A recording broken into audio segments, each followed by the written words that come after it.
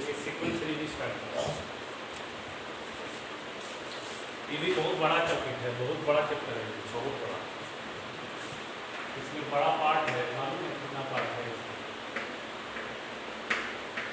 बता सकता है कोई इसमें क्या क्या पढ़ना है?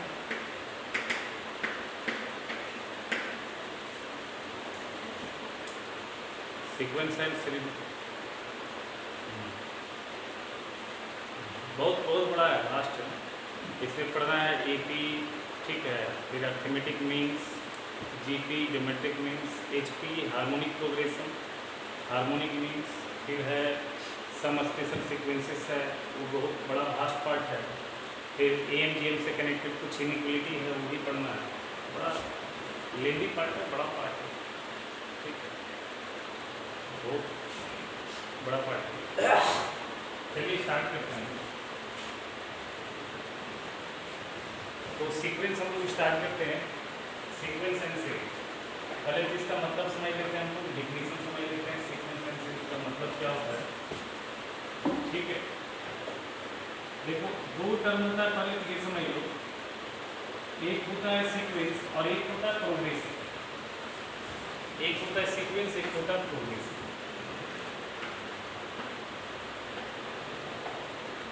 एक होता है सीक्वेंस और एक होता है प्रोग्रेशन। दोनों में थोड़ा सा डिफरेंस है। कोई बता सकता है दोनों में डिफरेंस क्या है?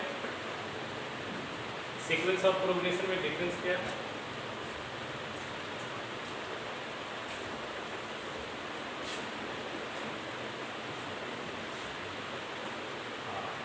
सीक्वेंस जैसे हमने लिखा 2, 3, 5, 7, 9, 13, ये जो है ना, ये आइटम, इसको हम सीक्वेंस बोल सकते हैं, ठीक है। अब इसमें सीक्वेंस हो या प्रोग्रेशन हो, फिर टर्म्स की बात होती है।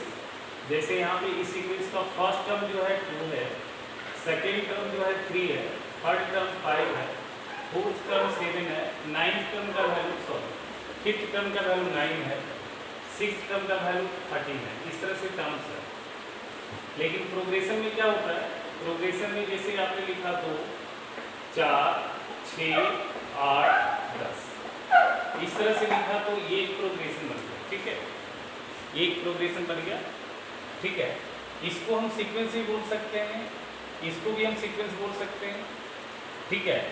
बट ये प्रोग्रेशन भी कहलाएगा, लेकिन ये प्रोग्रेशन नहीं कहलाएगा। प्रोग्रेशन क्या होता है? सीक्वेंस के टर्म्स को जब आप एक डिफिनिट रूल फॉलो कराते हैं ना, सीक्वेंस के टर्म में अगर एक डिफिनिट रूल फॉलो करता है तो उसको हम लोग प्रोग्रेशन बोलते हैं। और सीक्वेंस का मतलब होता है अरेंजमेंट ऑफ टर्म्स। टर्म्स का अरेंजमेंट अगर आपने किया है तो उसको हम सीक्वेंस बोलते हैं। और प्रोग्रेशन में क्या होता है? Arrangement of terms with A definite rule followed by a definite rule. अंतर समझ में आ रहा है दोनों में? बताओ। सीक्वेंस में क्या होता है? टर्म्स का आपने अरेंजमेंट कर दिया, वो सीक्वेंस हो गया। प्रोग्रेशन में क्या होता है? टर्म्स का अरेंजमेंट किया, लेकिन एक डिफिनिट रूल को फॉलो करते किया, तो वो बन जाता है क्या? प्रोग्रेशन। समझ में आ रहा है? तो लिख लो, सीक्वेंस का डेफिनेशन लिख लो। Arrangement of terms is called sequence. Arrangement of terms called sequence. Progression क्या होगा? Arrangement of terms in a definite, arrangement of terms followed by a definite rule. लिख लिया, सीक्वेंस का डेफिनेशन लिख लिया। Arrangement of terms, arrangement of terms is called sequence. और progression में क्या होगा? Arrangement of terms followed by a definite rule. Arrangement of terms followed by a definite rule. देखो यहाँ पे एक डिफिनिट रूल बन रहा है क्या? देखो हर एक टर्म के बीच एक डिफिनिट रूल आ रहा है। दूसरा टर्म पहला टर्म में 2 जोड़ने से आ रहा है क्या? तीसरा टर्म दूसरा टर्म में 2 जोड़ने से आ रहा है। चौथा टर्म तीसरे टर्म में 2 जोड़ने से आ रहा है। पांचवा टर्म चौथे टर्म में 2 जोड़ने से आ रहा है। बताओ, आ रहा है नहीं आ रहा है? तो यहाँ पे एक डिफिनिट पैटर्न फॉलो हो रहा है, यहाँ पे एक डिफिनिट पैटर्न फॉलो हो रहा है। बट यहाँ देखोगे ना, 2, 3, 5, 7, 9, इसमें क्या पैटर्न है? 13। यहाँ चलो 1 बढ़ गया, यहाँ तुम्हारा 2 बढ़ गया, फिर यहाँ 2 बढ़ गया, यहाँ फिर 2 बढ़ गया, फिर 4 बढ़ गया। कोई एक डिफिनिट पैटर्न फॉलो हो रहा है क्या? बताओ। हाँ, तो इस तरह के फोटो को हम लोग सीक्वेंस बोलेंगे। अगर टर्म्स को आपने लिखा है ना, टर्म्स को अगर आप टर्म्स के फॉर्म में पढ़ रहे हैं तो वो सीक्वेंस है। और लेकिन अगर टर्म्स एक डिफरेंट पैटर्न को फॉलो करता है, एक डिफरेंट रूल को फॉलो करता है बेटा, तो वो हो जाता है प्रोग्रेशन। ठीक है, यानी कि आप एक तरह से कह सकते हैं every progression is said to be sequence but converse is not true. हर एक प्रोग्रेशन सीक्वेंस तो बनेगा बट हर एक सीक्वेंस प्रोग्रेशन नहीं बनेगा। तो लिख लीजिए नोट में, every progression is said to be sequence. Every progression is said to be sequence, but converse is not true.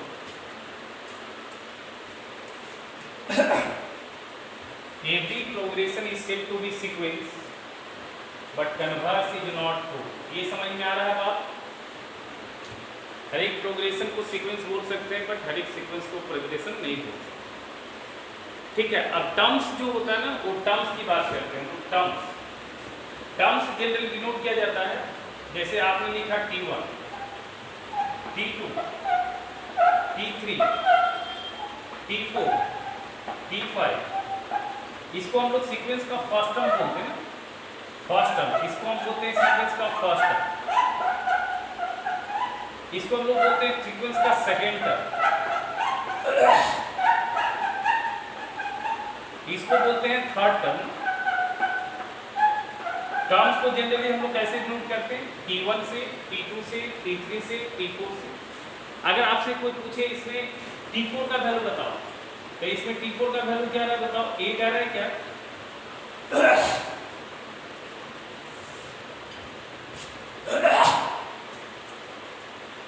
अच्छा, इसमें अगर आपसे कोई पूछे T5 बताओ, तो इसमें T5 का वैल्यू क्या आ रहा है? 9 आ रहा है क्या?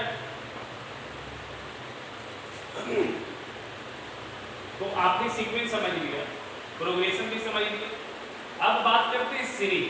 सीरीज क्या होता है? सीरीज क्या होता है बता सकते हो बेटा? सीरीज क्या होता है?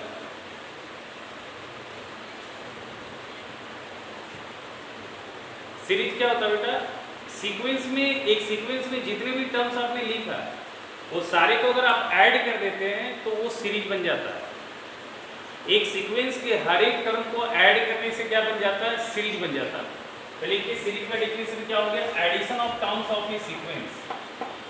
Addition of terms of a sequence. Addition of terms of a sequence is called series.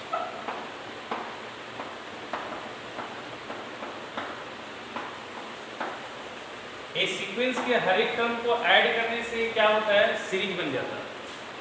यानी कि सीरीज का शकल क्या होगा बताइए?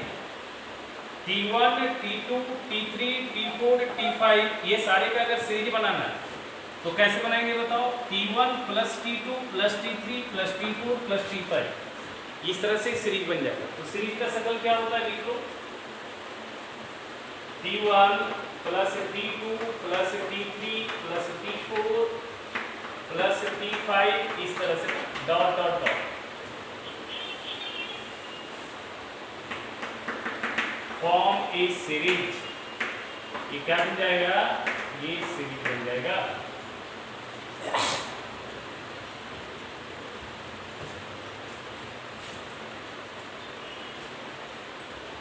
यानी कि हर एक टर्म के बीच अगर कॉमा लगा है बेटा, कॉमा कॉमा कॉमा करके लगा है, तो बेसिकली ये प्रोग्रेशन है या सीक्वेंस है। लेकिन अगर टर्म्स के बीच अगर प्लस प्लस का साइन आ गया तो वो क्या बन जाता है? सीरीज बन जाता है। जैसे अगर हमने लिखा 2 प्लस 4 प्लस 6 प्लस 8 प्लस 10, इस तरह से। तो बताओ ये किस चीज का सवाल है? सीक्वेंस का सवाल है या सीरीज का सवाल है? हाँ, ये सीरीज का सवाल है ना, ये सीरीज का सवाल। तो तीनों में डिफरेंस आपको समझ में आ गया क्या?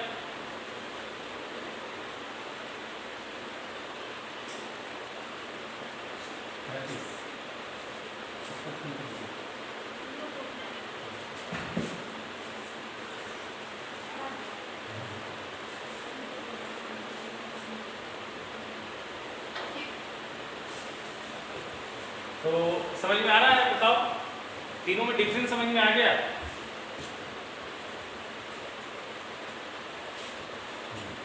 सीक्वेंस, प्रोग्रेशन और सीरीज में अंतर समझना है।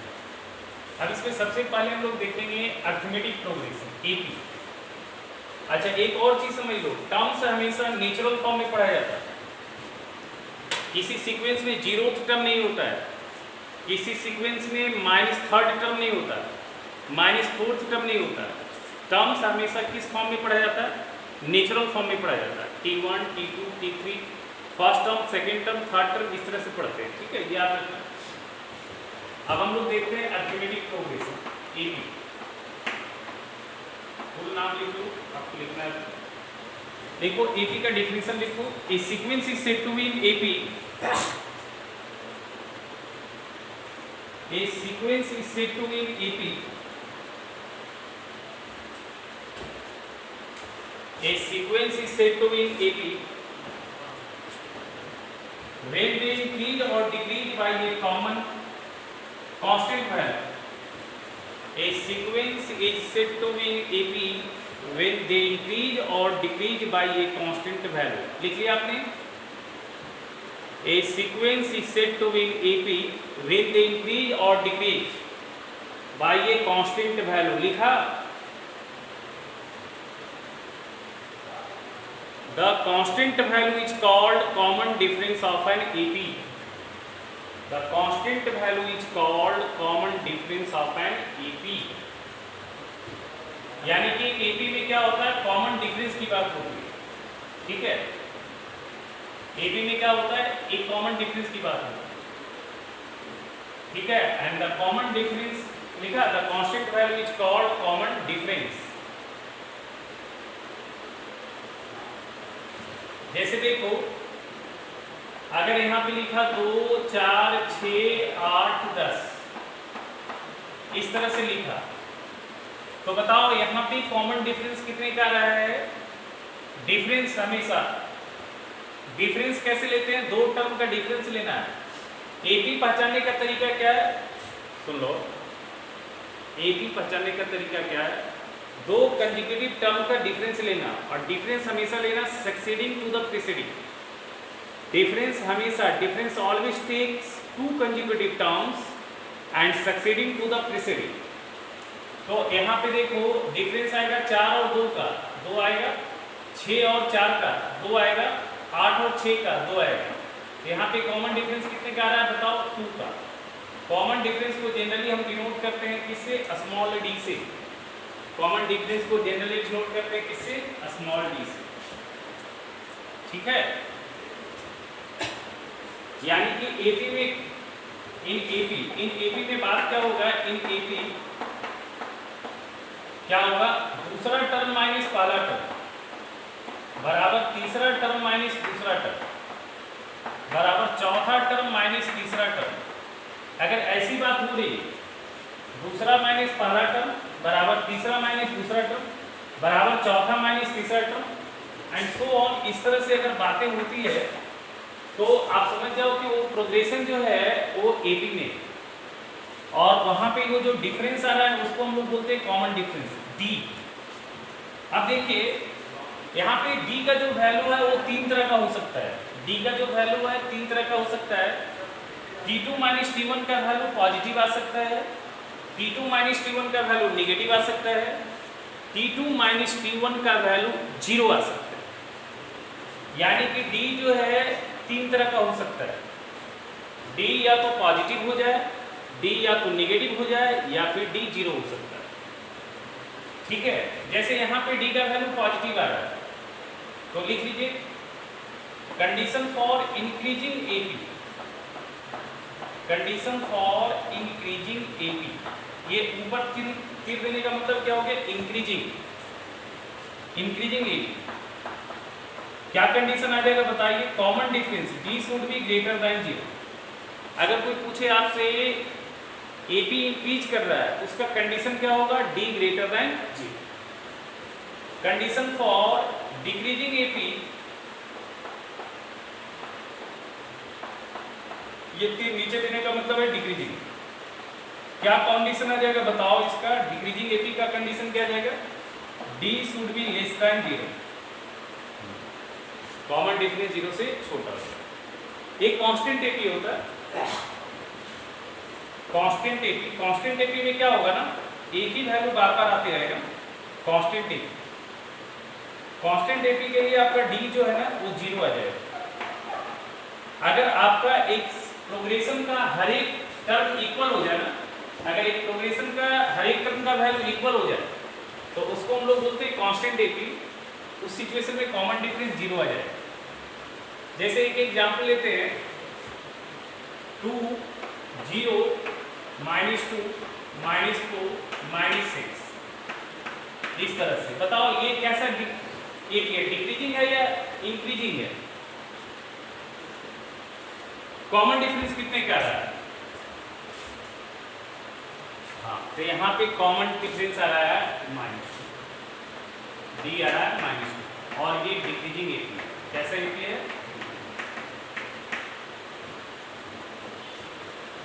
अगर ये लिखा 2 5 7 8 11 14, ये कैसा एपी है बताओ? Increasing AP. कॉमन डिफरेंस कितने का आ रहा है बताओ? यहाँ पे 3 का, ये है इंक्रीजिंग एपी, इसको हम लोग पढ़ेंगे इंक्रीजिंग। लेकिन अगर हमने लिखा 3, 3, 3, एक ही नंबर बार बार बार बार बार बार रिपीट हो रहे हैं, तो इसको भी हम एपी बोलेंगे। बट यहाँ पे कॉमन डिफरेंस क्या आ जाएगा? 0। यहाँ पे कॉमन डिफरेंस कितना आ जाएगा? आ जाएगा बताओ?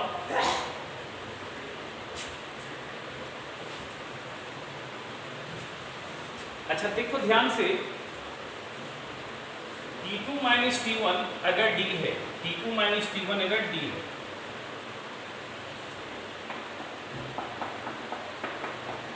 तो T2 का वैल्यू क्या होगा?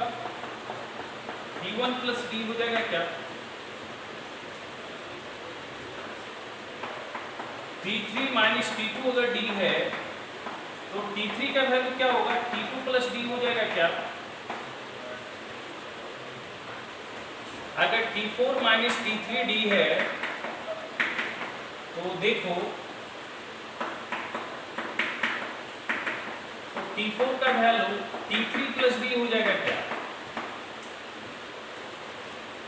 यानी कि जो AP का शकल होता है वो क्या होता है?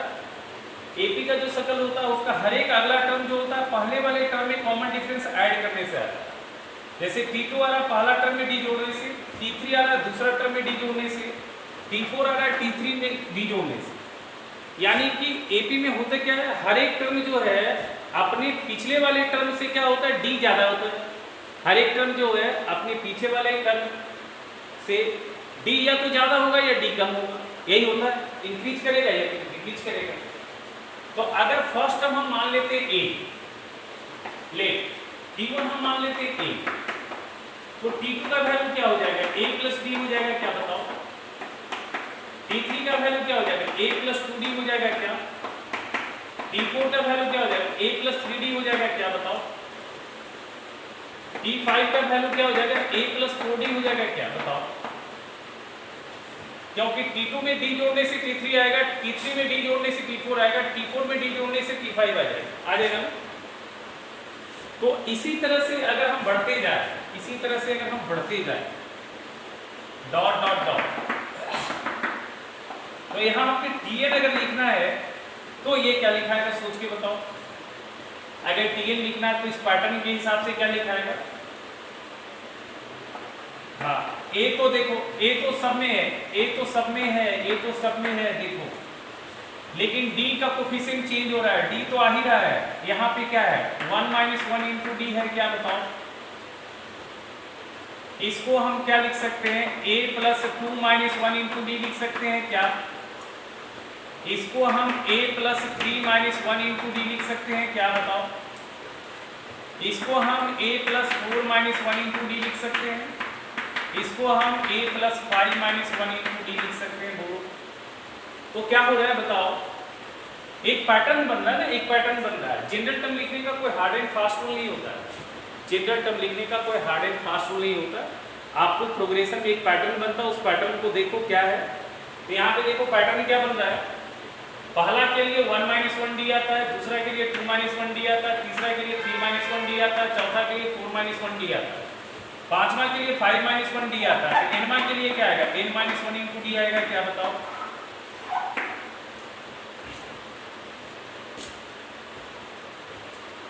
अब ये जो है इस Tn को हम लोग पढ़ते हैं nth टर्म, इस Tn को हम लोग क्या पढ़ते हैं, nth टर्म। आप 10th क्लास में Tn नहीं लिखते थे, an करके लिखते थे, याद होगा आपको, nth टर्म। इसका नाम होता है जनरल टर्म। किसी भी प्रोग्रेशन में सबसे इंपॉर्टेंट रोल अदा करता है उसका जनरल टर्म। अगर आपको किसी भी प्रोग्रेशन का जनरल टर्म लिखने आ गया ना, आप समझ जाओ कि आधा काम हो गया। और किसी भी प्रोग्रेशन का जनरल टर्म लिखने का कोई हार्ड एंड फास्ट रूल नहीं होता है, कोई स्पेसिफिक रूल नहीं होता है, ठीक है। आपको क्या करना होगा, आपको सवाल में 3 4 से 5 3 4 5 6 टर्म दिया रहेगा, आपको हर एक टर्म के बीच एक पैटर्न फॉलो करना होगा। अगर आपको पैटर्न को पकड़ रहे हैं तो आप जनरल टर्म लिख पाएंगे, अगर पैटर्न नहीं पकड़ पा रहे हैं तो फिर जनरल टर्म नहीं लिख पाएंगे। तो एपी का जनरल टर्म इस तरह से लिखा आपने। अच्छा, यहाँ पे एन का नेचर याद रखिएगा, एन बिलोंग करता है नेचुरल से। एन किससे बिलोंग करेगा बताइए, नेचुरल से। यानी कि एन का पहला वैल्यू 1 होगा, अगला 2 होगा, फिर 3 होगा, 4 होगा, 5 होगा, 6 होगा, 7 होगा, इस तरह से होगा, ठीक है। ये जनरल टर्म लिखने का फार्मूला हो गया, ये जनरल टर्म लिखने का फार्मूला हो गया, ठीक है। अब एपी में कुछ एक बहुत इंपॉर्टेंट बातें होती है, वो चीजें को समझे आप। एपी में कुछ एक बहुत इंपॉर्टेंट बातें होती है। अच्छा, एक प्रोग्रेशन जब लिखते हैं तो आप टर्म्स दोनों तरह से काउंट कर सकते हैं।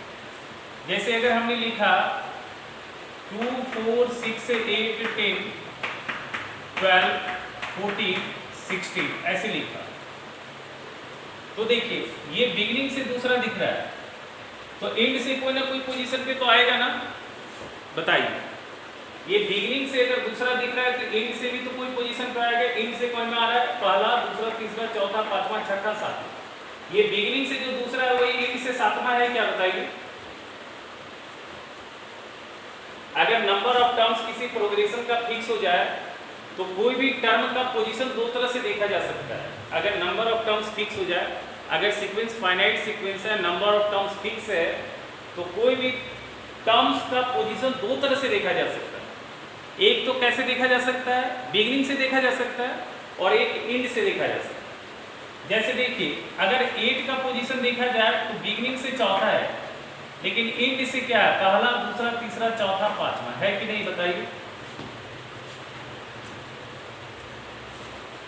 तो आपको जो है ना किसी भी टर्म का पोजीशन बिगिनिंग, यहाँ पे जो है ये जो Tn मैंने लिखा, तो ये nth टर्म कहाँ से दिख रहा है, ये बिगिनिंग से दिख रहा है या एंड से दिख रहा है।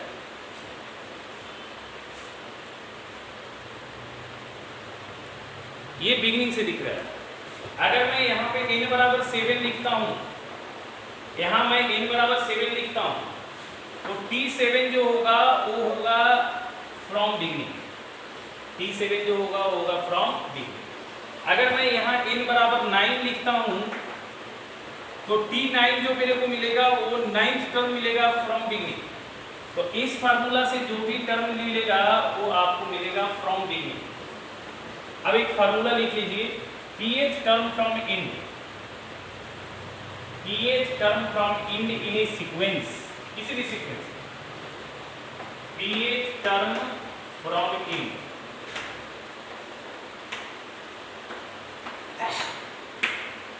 इन ए सीक्वेंस बराबर क्या होगा, n minus p plus 1 term from beginning. n minus pth term from and से अगर पूछा जाए, pth टर्म अगर एंड से पूछा जाए तो होगा n minus p plus 1 term from beginning. From beginning लिख लीजिए, बिगिनिंग बहुत हार्ड पड़ता है। यहाँ पे n क्या है बताइए, n है total number of terms, n है टोटल नंबर ऑफ टर्म्स। जैसे देखिए अगर किसी सीक्वेंस में टोटल टर्म्स 24 है तो इंड से 10वां अगर पूछेगा तो बिगिनिंग से कहना होगा।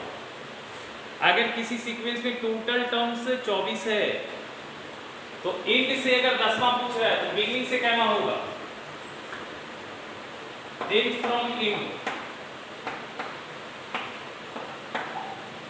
बताइए बिगिनिंग से कहना होगा टोटल टर्म 24 है तो 24 घटाओ 10 और जोड़ 1 लिखेंगे, बताओ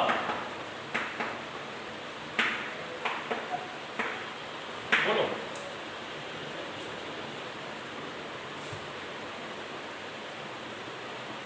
तो बिगिनिंग से क्या आ जाएगा, बिगिनिंग से आ जाएगा क्या मान, बताओ 24 माइनस 10 14 प्लस 1 15वां टर्म आ जाएगा। अगर 1 से 10वां तो बिगिनिंग से आएगा 15।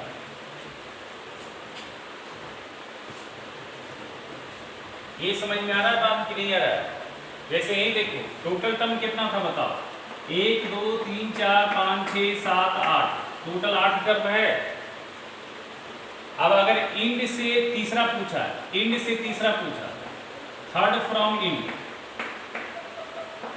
तो बिगिनिंग से कितना हो जाएगा 8 माइनस 3 प्लस 1 6 आ रहा है क्या, देखो 1 2 3 4 5 6 आ रहा है या नहीं आ रहा है? तो इंड से कोई भी टर्म अगर पूछे किसी सीक्वेंस में तो कैसे निकालना, टोटल घटाओ जो पूछा प्लस 1, टोटल घटाओ जो पूछा प्लस 1 बिगिनिंग से।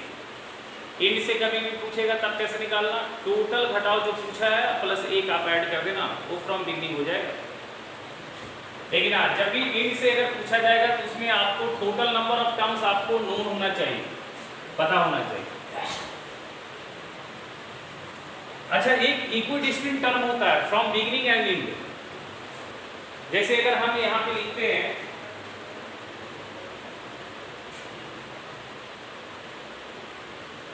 T1 T2 T3 T4 T5 इस तरह से, और टोटल लिखते हैं Tn। तो देखो ये बिगिनिंग से पहला है तो ये इंड से पहला है क्या, बताओ। बिगिनिंग से पहला T1 है तो इंड से पहला Tn है। बिगिनिंग से दूसरा T2 है तो इंड से दूसरा क्या होगा, Tn माइनस 1 होगा, ये बताओ ये दोनों। अच्छा बिगिनिंग से ये तीसरा है तो इंड से तीसरा Tn माइनस 2 होगा क्या।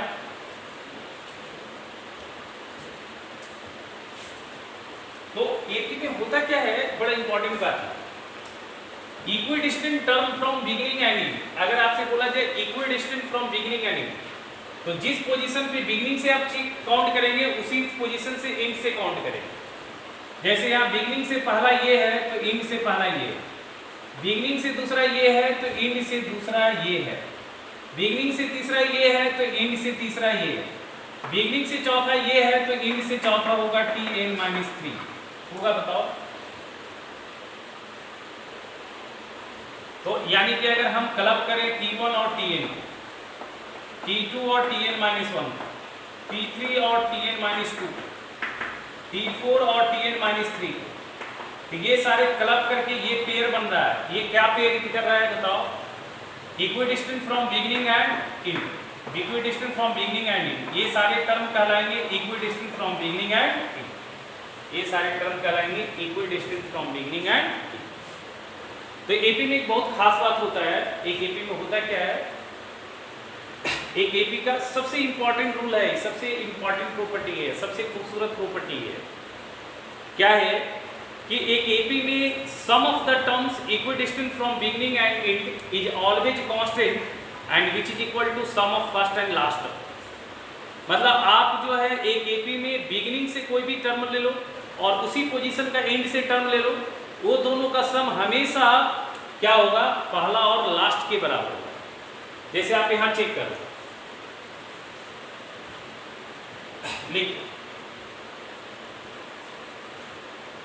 देखो इन an AP, in an AP, ये लिख लेना, ऊपर हेडिंग देना हाइलाइट्स ऑफ एपी लिख लेना, हाइलाइट्स ऑफ एपी या प्रॉपर्टीज ऑफ एपी देख रहे हैं हम लोग, हाइलाइट्स ऑफ एपी लिख लो। In an AP, in an AP, in an arithmetic progression, किसी अरिथमेटिक प्रोग्रेशन में क्या होता है, देखो the sum of the terms equidistant from beginning, the sum of the terms equidistant from beginning, the sum of the terms equidistant from beginning and end, the sum of the terms equidistant from beginning and end,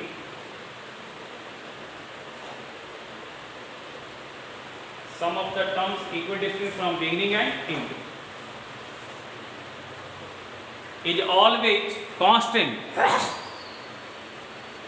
is always constant, is always constant and which is equal to, is always constant and which is equal to sum of first and last term, and which is equal to sum of first and last term.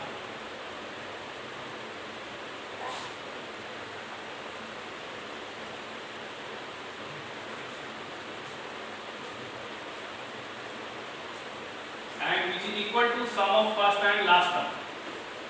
लिख पाए आप लोग?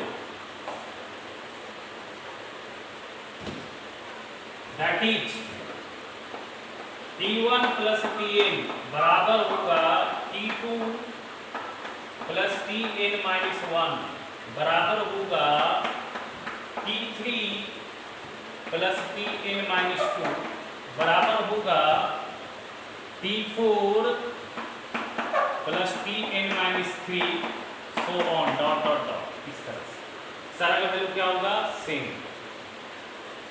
ये बहुत बहुत important property है, आप check करके देख सकते हैं। जैसे देखिए 2 4 6 8 10 में प्रूफ भी करूंगा इसको, और 12 ये एक एपी है, बताइए।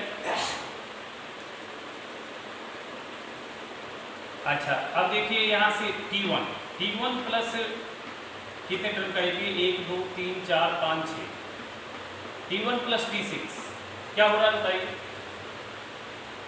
2 प्लस 12 14 आ रहा है क्या,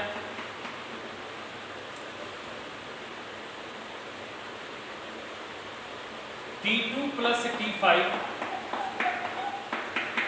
4 प्लस 10 क्या 14 आ रहा है क्या, T3 प्लस T4 चला गया, नहीं आ रहा है क्या हो,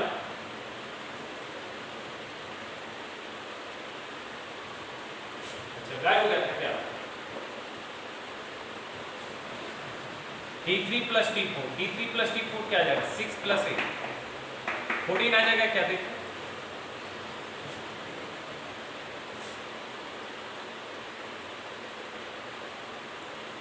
अच्छा देखो ये तो हमने 6 टर्म कर लिया ना, अभी मान लेते हैं ऐसा लेते हैं 2 4 6 8 10, तो यहाँ T1 प्लस T5 आएगा, बताओ 2 प्लस 10 12 आ जाएगा, T2 प्लस T4 हो जाएगा क्या,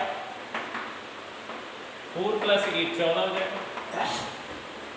अब देखो यहाँ पे क्या है, ये जब ऑड नंबर ऑफ टर्म्स है तो ये जो छठा 6 ये थर्ड जो है, यही देखो थर्ड से बिग, ये देखो ये जो टर्म है ये बिगिनिंग से भी इक्विडिस्टेंट और एंड से भी इक्विडिस्टेंट है क्या,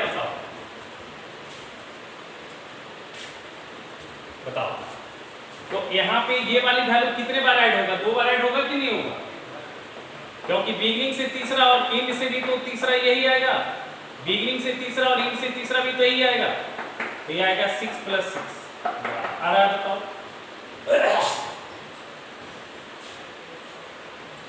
अब ये अगर कोई सवाल आ जाए तो ऐसे थोड़ी बनाना है, अगर तुम मान लेते तो ये तो हमने तुमको दिखाया जिससे कि आसानी से तुमको दिख जाए, एक 6 टर्म का एक लेके देख लिया इवेंट टर्म्स का, और एक और टर्म्स का देख लिया, जैसे आपको दिख रहा है, बट इसको अगर प्रूफ करने आए तो कर पाओगे क्या,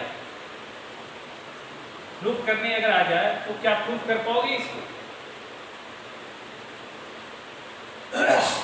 बताओ, क्या अगर ये प्रूफ करने आ जाए तो कैसे प्रूफ करोगे बताओ? अगर मान लिया ये आपके एग्जाम में सवाल पूछ लिया तो आप कैसे बनाओगे? एग्जाम्पल लेके तो नहीं दिखाओगे।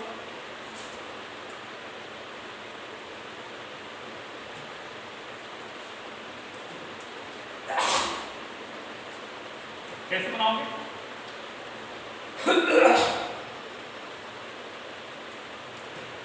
सोच के बताओ कोई।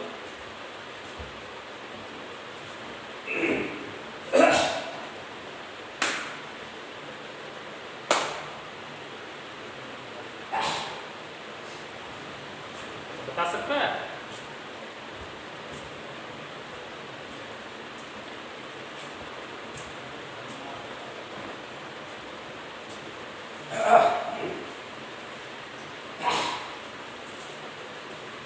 लोग कैसे बनाते हैं पहले हम बताते हैं, ठीक है? तो कैसे बनाते हैं आप भी वैसे बनाइएगा, हमको पता है।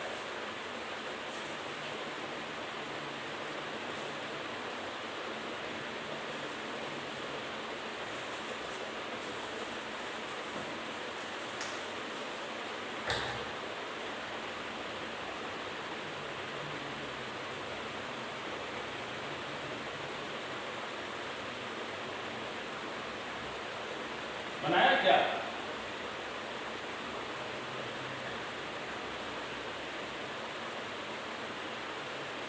नहीं, क्यों?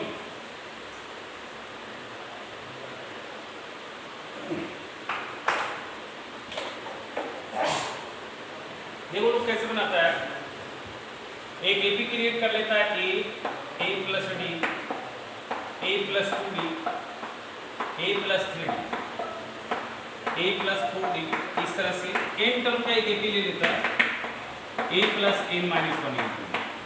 अब वो क्या करता है, कहता है देखो सर t1 प्लस tn लिख लिया सर, लिख लिया a प्लस n माइनस 1।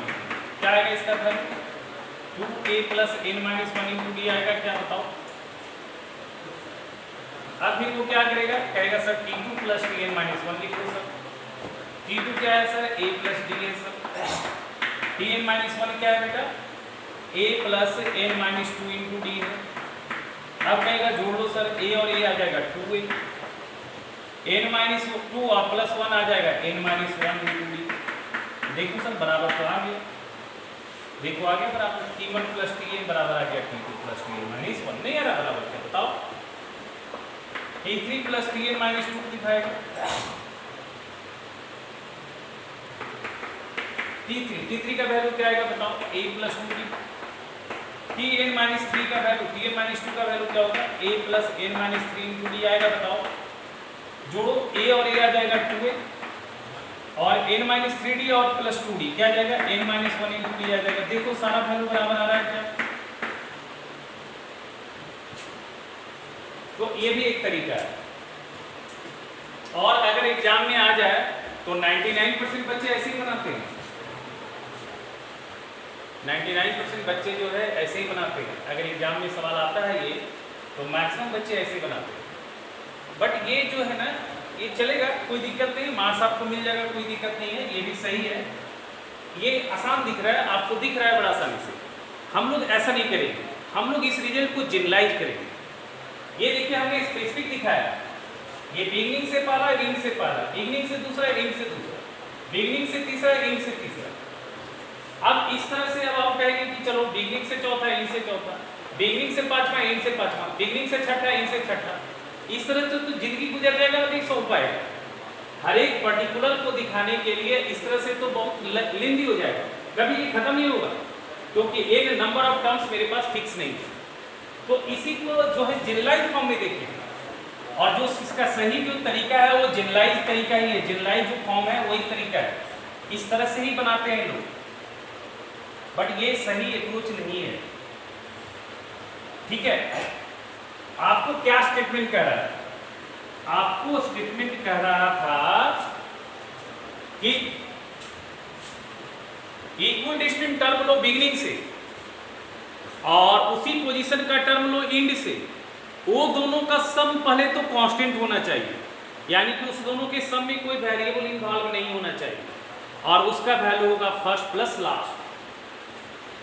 तो आप जनरलाइज फॉर्म में लिखते हैं। अब हम ये लिखते हैं ph फ्रॉम टर्म ph पहला। अब यहाँ पे हम क्या कर रहे हैं, पहला दूसरा तीसरा नहीं ले रहे हैं, हम ph टर्म फ्रॉम इंड ले रहे हैं, ph टर्म फ्रॉम इंड। इस तरह से बहुत कम लोग बनाता है, और ये एकदम सही तरीका, ये एकदम एग्जैक्ट मेथड है, इससे सारा रिजल्ट जल्दी हो जाएगा। ph term from end plus ph term from beginning लिखा, ये beginning, ph term from beginning plus ph term from end. इसका वैल्यू देखते हैं। अच्छा, बिगनिंग से ph टर्म क्या आएगा, tp आएगा क्या,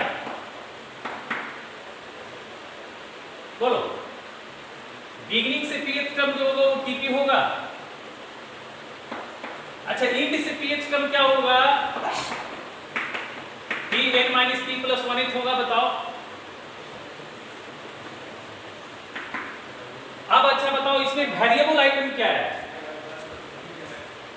वेरिएबल आइटम क्या है, अरे इन तो नंबर ऑफ टर्म्स है, फिक्स है रे। जब टोटल नंबर ऑफ टर्म्स ही नहीं पता होगा तो इनसे कैसे काउंट करोगे। p वेरी कर रहा है, p वेरी कर रहा है, अगर ये ही नहीं पता होगा तो नंबर ऑफ टर्म पीछे से टर्म कैसे काउंट करोगे। जब आपको एंड से कोई टर्म पूछा जा रहा है तो नंबर ऑफ टर्म्स तो यूनिक होगा ना, फिक्स होगा ना। एन तो फिक्स है, p वेरी कर रहा है। अब बताओ p का वैल्यू क्या होगा, p वेरी कैसे करेगा।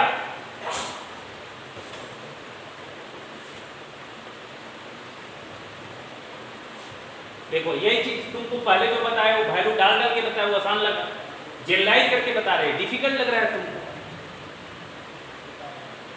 अरे नेचुरल तो क्या होगा, p का रेंज क्या होगा, मैं पूछ रहा हूँ। p बिलोंग्स टू, बिलोंग्स का मतलब होता है रेंज। हाँ, 1 टू इंफिनिटी कहाँ जाएगा बेटा, p का वैल्यू 1 से n के बीच होगा ना, तो p बिलोंग करेगा 1 से n तक। अब देखो ph टर्म क्या आएगा, a plus p minus 1 into D आएगा, बोलो ये वैल्यू क्या आएगा, a plus n minus p plus 1 minus 1 into D आएगा, बोलो ये आ गया a plus P D minus b, ये आ जाएगा a प्लस N D minus P D और पी डी कट गया, क्या a plus a 2a plus n minus 1 into D आ रहा है, क्या बताओ।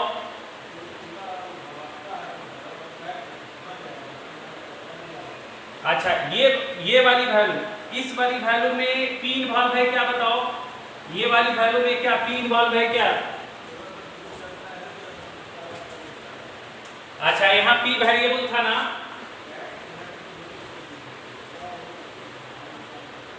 तो अगर ये रिजल्ट p से फ्री है तो इसका मतलब ये वैल्यू कांस्टेंट है या वेरिएबल है, कांस्टेंट आ गया, कांस्टेंट। अगर p वेरी कर रहा और ये रिजल्ट p पे डिपेंडेंट होता तो ये वैल्यू चेंजेबल होता, बट ये रिजल्ट फ्री फ्रॉम p है तो ये कांस्टेंट है। तो पहला पार्ट प्रूफ हो गया क्या, कि sum of the equidistant term from beginning and end वो कांस्टेंट होना चाहिए, तो आ गया ये constant.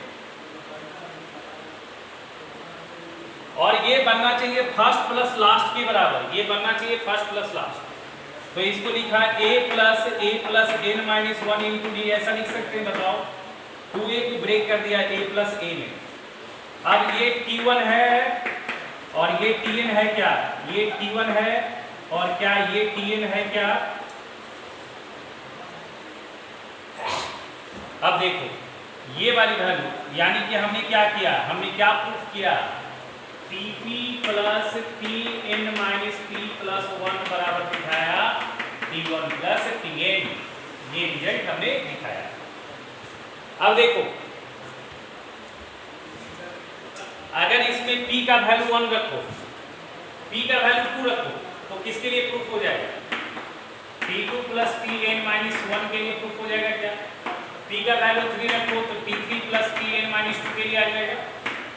T4 plus Tn minus 3 आ जाएगा। बताओ सबके लिए याद है? देखो ये वाली वैल्यू भी इसके बराबर, ये वाली वैल्यू भी इसके बराबर, ये वाली वैल्यू भी इसके बराबर आ रहा है या नहीं आ रहा? बताओ। तो ये सही तरीका है, ये एग्जिट मेथड है। लोग ऐसे बनाते नहीं, वो वैल्यू डाल डाल के बना देता है, चेक कर लेता है वैल्यू डाल डाल के। हमने तुमको भी वैल्यू डाल डाल के इसलिए पहले बताया कि जिससे तुमको दिखे, तो दिखने से चीज़ें क्या होता है ना, आपको समझ में आएगा ज़्यादा। शुरू में यही चीज़ बता देते तो आपको अकबक लगता वहाँ पे कितना है। लेकिन सही अप्रोच यही है, सही अप्रोच ये है। रिजल्ट हमेशा जो प्रॉपर्टी होता है ना बेटा, वो कोई खास के लिए नहीं होता, प्रॉपर्टी जनरलाइज होता है। प्रॉपर्टी किसी भी खास के लिए नहीं होता, प्रॉपर्टी जनरलाइज होता है। तो कभी भी प्रॉपर्टी आप डिराइव कर रहे हैं तो वो जनरलाइज फॉर्म में होना चाहिए, कोई खास नहीं होना चाहिए, पर्टिकुलर नहीं होना चाहिए। तो ये प्रॉपर्टी हम देख रहे हैं। तो एपी का सबसे इंपॉर्टेंट प्रॉपर्टी यही है कि आप बिगिनिंग से कोई टर्म ले लो और एंड से कोई टर्म ले लो, दोनों का सम हमेशा क्या होगा, फर्स्ट प्लस लास्ट के सम के बराबर होगा। फर्स्ट प्लस लास्ट के सम के बराबर होगा, याद रखना, इट्स वेरी वेरी इंपॉर्टेंट। समझ में आ रहा बात? अच्छा, अभी अगला जो है ना, अगला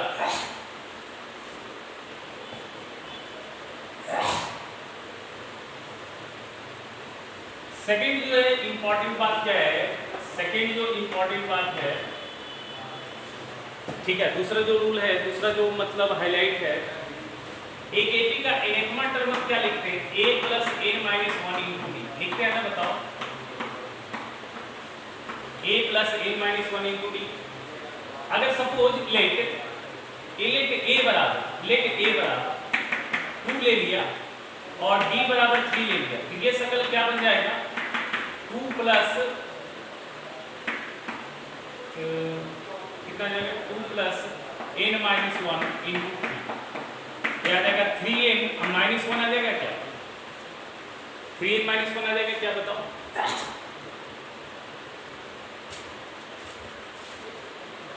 अच्छा, अगर a बराबर हम 3 ले लेते हैं और d बराबर 2 ले लेते हैं, तो क्या आता है, देखो tn बराबर 3 plus n minus 1 into 2 that is कितना हो जाएगा, देखो कितना आ जाएगा, देखो क्या हो जाएगा, देखो देखो देखो देखो क्या आ जाएगा, देखो देखो देखो क्या आ जाएगा, ये आ जाएगा 2n और प्लस 1 आ जाएगा क्या, बताओ।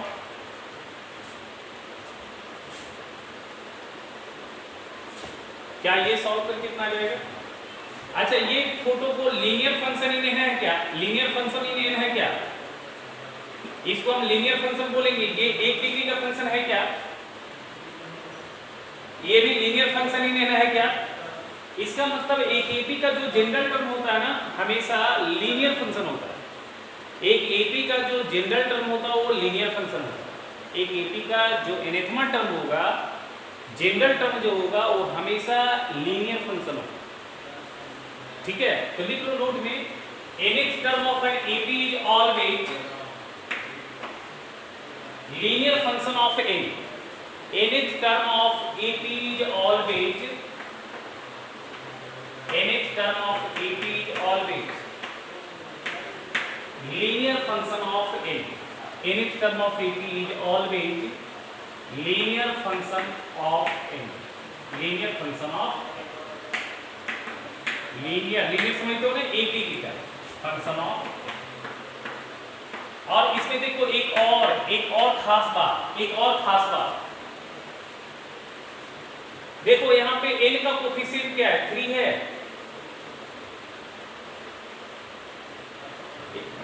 और 3 कॉमन डिफरेंस है क्या, 3 कॉमन डिफरेंस एपी का है क्या। अच्छा, ये लीनियर फंक्शन में n का कोफिशिएंट 2 है क्या, तो यहाँ कॉमन डिफरेंस कितना दिख रहा है, देखो जरा, 2 दिख रहा है। इसका मतलब क्या समझ में आ रहा है, एक एपी का जनरल टर्म हमेशा लीनियर फंक्शन ऑफ n होता है, लीनियर फंक्शन होता है, और जो लीडिंग कोफिशिएंट होगा, कहने का मतलब अगर आप tn लिख रहे हैं तो n में लीनियर होगा, और n का जो कोफिशिएंट होगा वही एपी का क्या होगा, कॉमन डिफरेंस होगा। वही एपी का क्या होगा, कॉमन डिफरेंस होगा। समझ में आ रहा बात? तो लिख लो nth term of an AP is always a linear function of n and the common difference of AP and लिख लो and the coefficient of n is taken as and coefficient of n is called common difference of AP and coefficient of n is called common difference of AP। सुन लो, अगर कहीं market में लिखा हुआ है Tn बराबर 5n + 3 तो इसको देख के क्या समझ में आ रहा है, इस Tn से जो प्रोग्रेशन बनेगा वो क्या बनेगा, Tn से जो प्रोग्रेशन बनेगा वो क्या बनेगा, AP, और कॉमन डिफरेंस कितना आएगा, 5। Very good. थर्ड,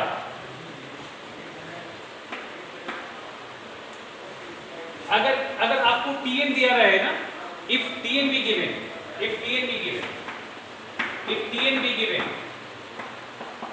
अगर आपको Tn दिया हुआ तो हाउ टू फाइंड D,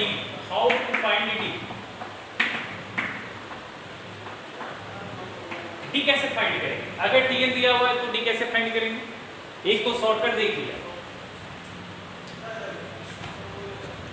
क्या D बराबर ये फार्मूला आएगा क्या, Tn माइनस 1, बोलो यही तो नहीं होता, T2 minus T2 1, T3 minus T2, T4 minus T3, यही तो होता। कॉमन डिफरेंस कैसे निकालते हैं, सक्सीडिंग माइनस प्रीसीडिंग का। तो अगर Tn दिया हुआ है तो Tn का प्रीसीडिंग क्या होगा, Tn माइनस 1 होगा या नहीं होगा?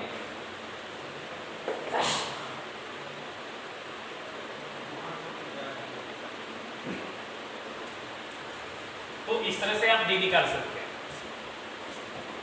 ठीक है, ये सारी चीजें थोड़ा ध्यान रखिएगा, कोई दिक्कत नहीं। चौथा प्रॉपर्टी जो है ना बड़ा इंपॉर्टेंट है, इसमें जबरदस्त सवाल बनता है, आगे देखिएगा। फोर्थ प्रॉपर्टी देखते हैं। फोर्थ प्रॉपर्टी आज हम पूरी थ्योरी समझा रहे हैं आपको, एक जैसे आप देख लीजिए 2 4 6 8 10 एक एपी है ना, बताओ 2 4 6 8 10 एक एपी है ना। अच्छा, इस सरेक्ट वैल्यू में हर एक में आप 3 ऐड कर दो, 5 7 9 11 13, क्या एपी है या नहीं है बताओगे? विथ सेम कॉमन डिफरेंस या अलग common difference? Same common difference. अच्छा, सब में 3 घटा दो ना, सब में 3 घटा दो, तो -1 1 3 5 7, क्या ये एक एपी है क्या? With same common difference. तो यहाँ पे भी हमने क्या सीखा, एक एपी के हर एक टर्म में कुछ सेम वैल्यू ऐड किया जाए, एक कांस्टेंट वैल्यू ऐड करेंगे तो एपी रहेगा, एक कांस्टेंट वैल्यू सब्ट्रैक्ट करेंगे तो एपी ही रहेगा। तो लिख लो एक। अच्छा, आगे देख लेते हैं, साथ में और देख लेते हैं। अच्छा, 2 4 6 8 10 ये एपी है, 3 से सब में गुना कर लो, सब में 3 से गुना कर लो, 6 12 18 24 30, क्या एपी है क्या? अभी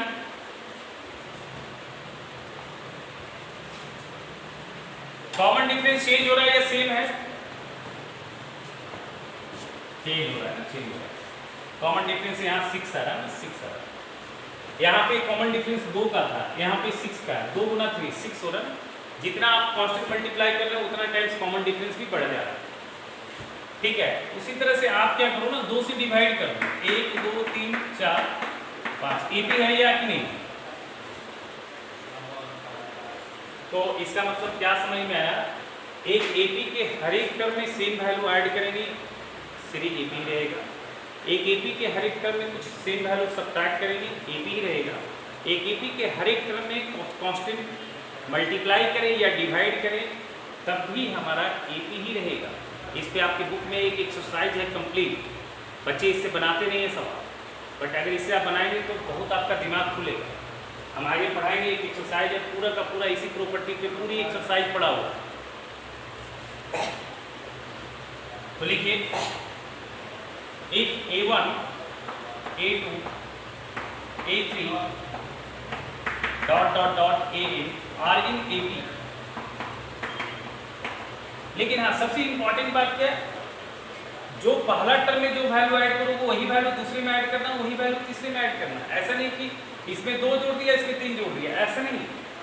हर एक टर्म में सेम वैल्यू ऐड कर सकते हैं, सेम वैल्यू सब्ट्रैक्ट कर सकते हैं, सेम वैल्यू मल्टीप्लाई कर सकते हैं, सेम वैल्यू डिवाइड कर सकते हैं। इसमें पहला क्या है बताओ, A1 प्लस माइनस की, A2 प्लस माइनस की, A3 प्लस माइनस की dot dot dot AN plus minus की। आर इन क्या होगा, होगा बताओ। यहाँ कॉमन डिफरेंस चेंज होगा या सेम रहेगा? कॉमन डिफरेंस चेंज नहीं होगा। कॉमन डिफरेंस एक ही जगह चेंज होगा जब आप कांस्टेंट वैल्यू से मल्टीप्लाई करेंगे या डिवाइड करेंगे। दूसरा इसमें A1 इंटू के कॉमा A2 इंटू के कॉमा A3 इंटू के dot dot dot AN into के। क्या ये एक ही रहेगा बताओ? यहाँ कॉमन डिफरेंस चेंज होगा। तीसरा A1 अपॉन की, A2 अपॉन की, A3 अपॉन की dot dot dot AN upon के। ये भी क्या रहेगा, आर इन के।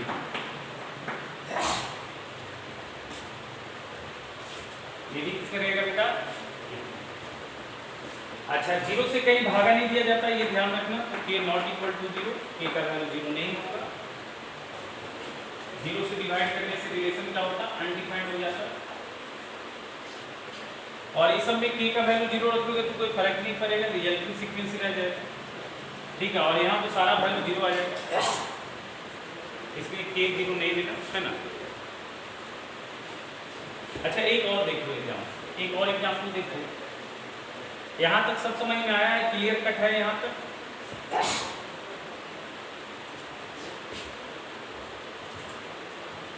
देखो ध्यान से,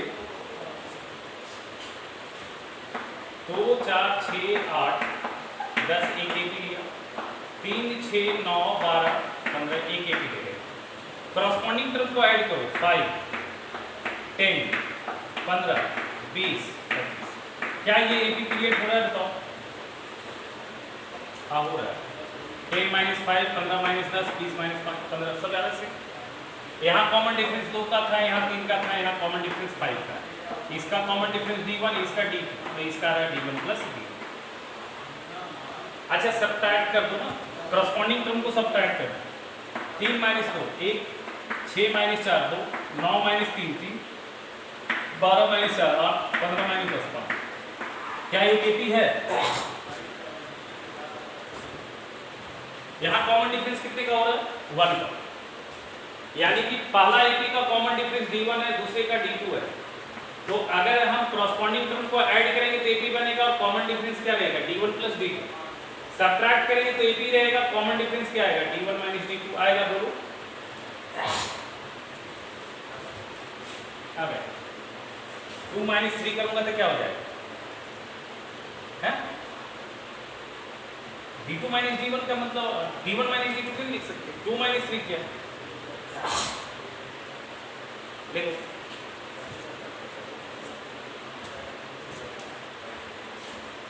करस्पॉन्डिंग टर्म समझते हो? दोनों का दूसरा, दोनों का तीसरा, दोनों का चौथा, दोनों का पांचवा हिस्सा। तो लिख लो पांचवा में A1 A2 A3 dot dot dot AN are in AP and B1 B2 B3 dot dot dot BN are in AP। ये भी AP में है, B1 B2 B3 ये सारे भी AP में है। Then A1 plus minus B1 comma A2 plus minus B2 comma A3 plus minus B3 dot dot dot are in क्या होगा बताओ, आर इन AP होगा बताओ, बोलो।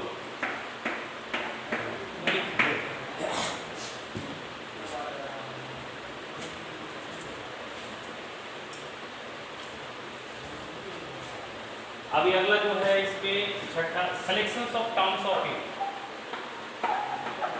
सिलेक्शन ऑफ टर्म्स ऑफ, अच्छा एपी का टर्म्स का सिलेक्शन जो करना है वो कंजिक्यूटिव टर्म्स का सिलेक्शन करते हैं, जैसे 3 कंजिक्यूटिव टर्म्स लेना है, 4 लेना है, 5 लेना है, 6 लेना है, इस तरह से, तो उसका सिलेक्शन देखते हैं।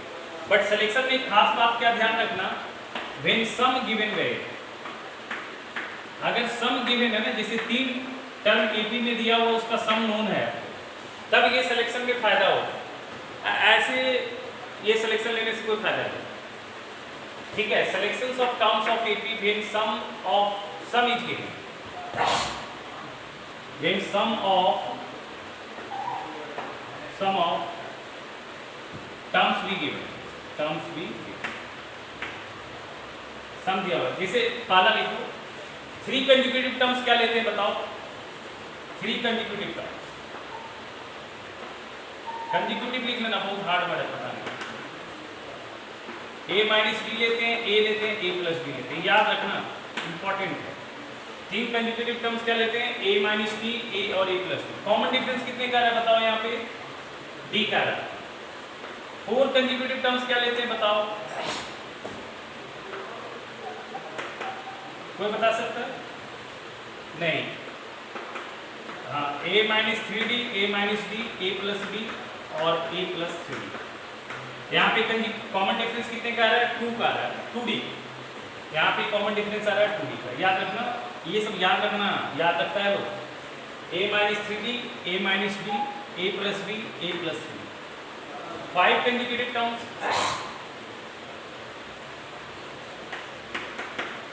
बताओ,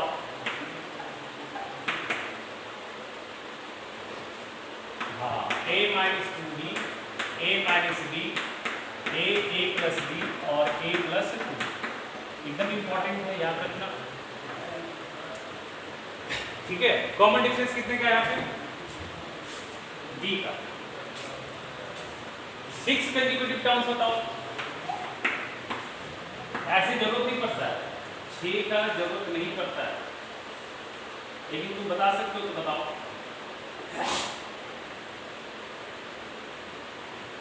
अरे वाह वाह वाह, very good very good very good. a minus 5d, a minus 3d, फिर क्या होगा बताओ, a माइनस d, हाँ, a plus 2d,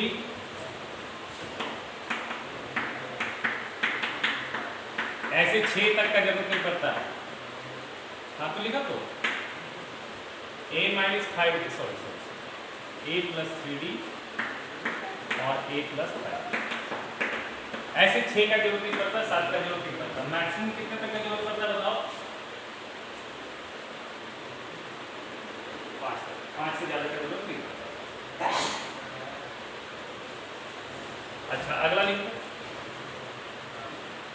7वां, if A B C are in AP,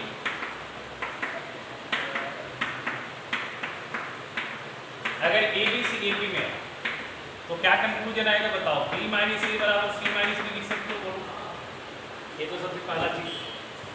अगर ए बी सी एपी में तो ऐसा लिखेंगे, दैट इज कितना आ जाएगा, 2b बराबर क्या आ जाएगा, a प्लस।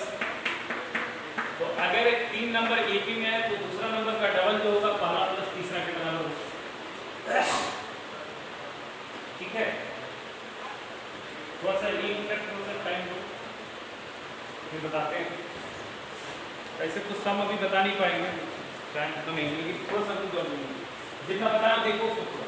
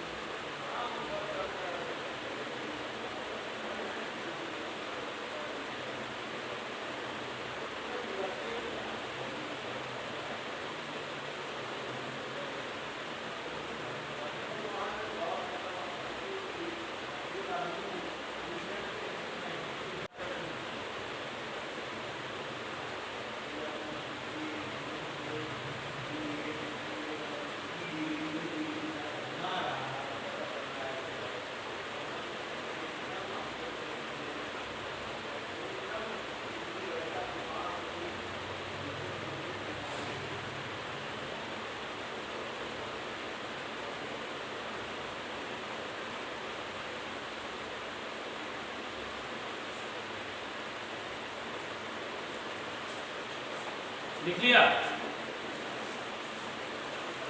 इतना चीज जो जो बताया वो चीजें समझ में आया है?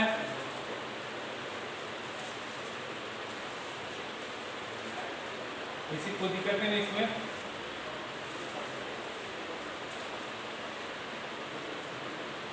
आगे बढ़ते हैं, इसका हम लोग सम देखते हैं।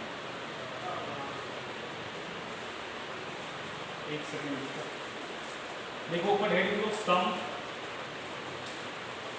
सम का हम जनरल चीज देख रहे हैं, जनरल शकल देख रहे हैं सम का, ठीक है?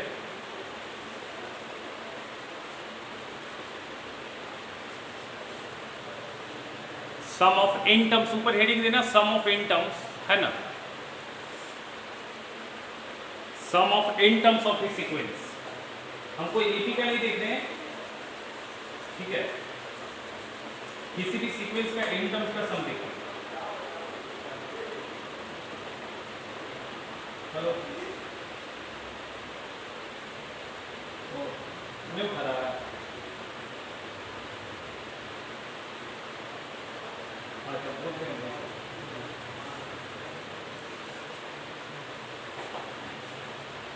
तेरा केस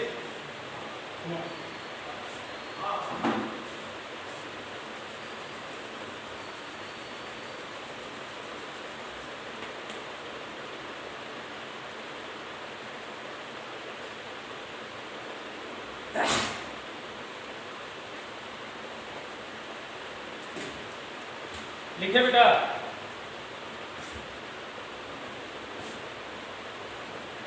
देखिए सम ऑफ n टर्म्स ना, सम ऑफ n टर्म्स। देखिए इसको बढ़िया समझिएगा ना, ये बड़ा इंपॉर्टेंट है।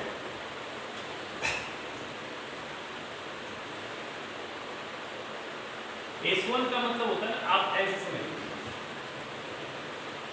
Sn लिखते हैं अगर कहें ना, Sn लिखने का मतलब होता है, Sn का मतलब होता है sum of first n terms, sum of first n terms. Sn का मतलब ही होता है sum of first n term. कहीं भी आप Sn लिख रहे हैं तो किसी भी सीक्वेंस का फर्स्ट n टर्म का सम होता है Sn। जैसे अगर आप लिखते हैं S1, तो S1 का मतलब क्या हो जाएगा? T1, क्योंकि Sn के लिए एक टर्म का सम चाहिए, तो S1 के लिए कितने टर्म का सम चाहिए? एक टर्म का। तो T1 तो T1 है, उसके साथ तो कोई टर्म है नहीं। अच्छा बताइए S2 का मतलब क्या हो जाएगा? पहला दो टर्म का सम, T1 प्लस T2 हो जाएगा। S3 का मतलब क्या हो जाएगा? T1 plus T2 plus T3 हो जाएगा। S4 का मतलब क्या हो जाएगा? T1 plus T2 plus T3 plus T4 हो जाएगा। बताइए इस तरह से। तो उसी तरह से अगर आपसे कोई बोले Sn-1, तो Sn-1 कितना हो जाएगा? बताइए Sn-1 कितना हो जाएगा? T1 plus T2 plus T3 plus T4 dot dot dot Tn-1 आ जाएगा। बोलिए T1 plus T2 plus T3 plus T4 dot dot dot Tn-1 आ जाएगा Sn-1। और Sn का वैल्यू कितना हो जाएगा? Sn का वैल्यू आएगा T1 plus T2 plus T3 plus T4, इस तरह से कहां तक आएगा? T1। Sn का वैल्यू ये होगा, बोलिए T1 plus T2 plus T3 dot dot dot Tn तक आएगा।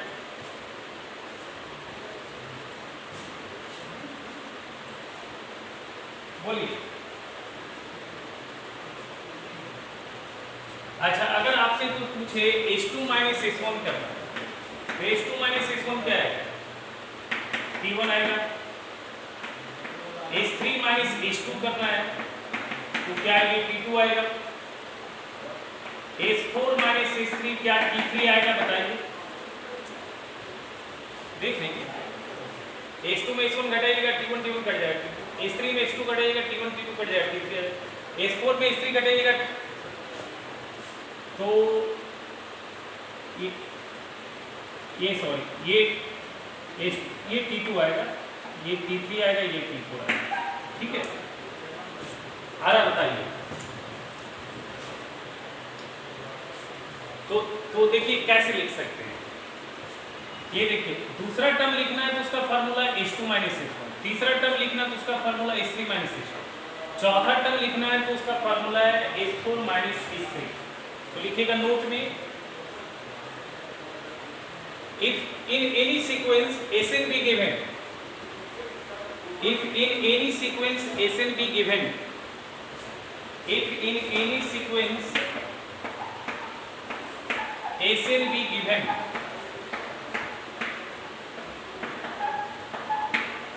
then for write Tn, then for write Tn we use, क्या यूज करेंगे? Tn बराबर Sn minus Sn minus 1 use करेंगे, बताओ बोलो। ये कोई एपी के लिए बात नहीं हो रही है, ये दुनिया का किसी भी सीक्वेंस के लिए बात हो रही है। अगर आपको किसी भी सीक्वेंस का n टर्म्स का सम पता है, Sn पता है, तो Tn आप इस फार्मूला से लिख सकते हैं, Sn माइनस Sn माइनस 1 तक। अच्छा, एपी का कॉमन डिफरेंस कैसे लिख सकते हैं? d का वैल्यू क्या होता है? Tn माइनस 1 होता है, बोलो। तो d बराबर आएगा, इस Tn को लिख सकते हैं Sn माइनस 1, और Tn माइनस 1 को लिख सकते हैं Sn minus 1 minus Sn minus 2। तो यहाँ d आ जाएगा Sn minus 2 Sn minus 1 plus Sn minus 2 आ जाएगा, बताओ। ये AP का कॉमन डिफरेंस लिखने का फार्मूला है जब आपको Sn दिया है। ये Tn कोई AP का नहीं है, ये कोई भी सीक्वेंस का है, AP में भी लगेगा, GP में भी लगेगा, HP में भी लगेगा, ये दुनिया का हर एक प्रोग्रेशन के लिए लगेगा Tn, बट D जो है सिर्फ AP में होता है, तो ये AP के लिए है कॉमन डिफरेंस लिखने का फार्मूला जब आपको Sn दिया हुआ, जब आपको Sn। सुनो, अभी क्या करना है, आरडी शर्मा का फर्स्ट एक्सरसाइज करना है, फर्स्ट सेकंड एक्सरसाइज करना है, फर्स्ट और सेकंड एक्सरसाइज आरडी शर्मा का करना है, ठीक है। अब उसके बाद फिर आगे बताएंगे, अभी सम बताएंगे आगे नेक्स्ट क्लास। अभी आरडी शर्मा से कौन कौन एक्सरसाइज करना है बताओ।